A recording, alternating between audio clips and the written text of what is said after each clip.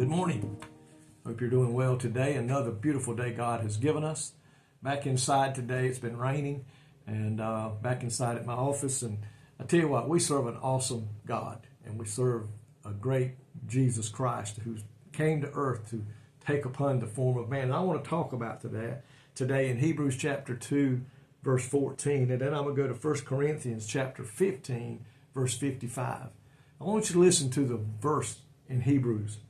For as much then as the children are partakers of the flesh and blood, he also himself likewise took part of the same, that through death he might destroy him that had the power of death, that is, the devil. You see, the devil had reign on earth down here. He was in charge. He couldn't do anything that God wouldn't allow him to do. But he was the one in charge, and he had the people in bondage. Those of us in the flesh were in bondage because he had power over death, hell, and the grave. But Jesus came down and took on the same form as you and I, the flesh, that he could conquer the devil in doing so.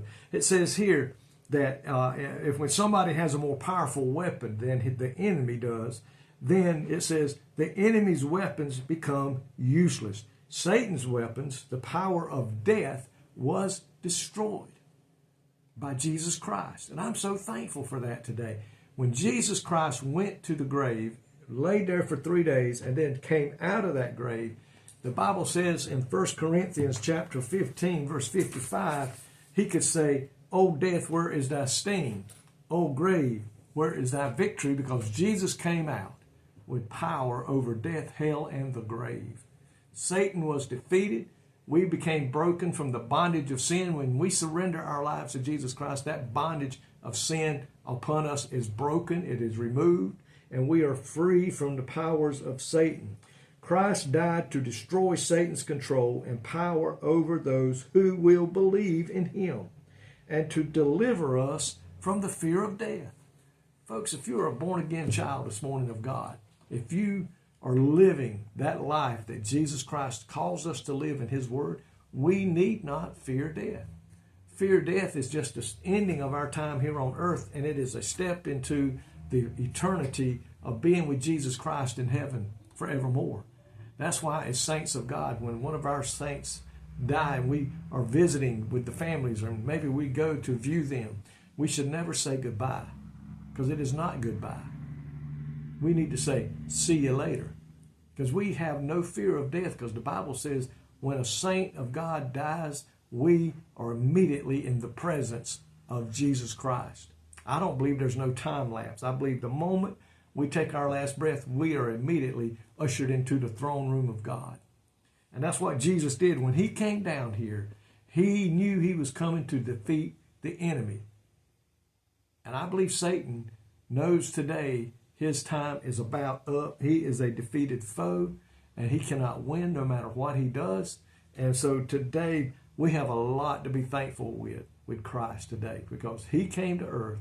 He paid the price so that you and I could be forgiven of our sins and make eternity in heaven with him.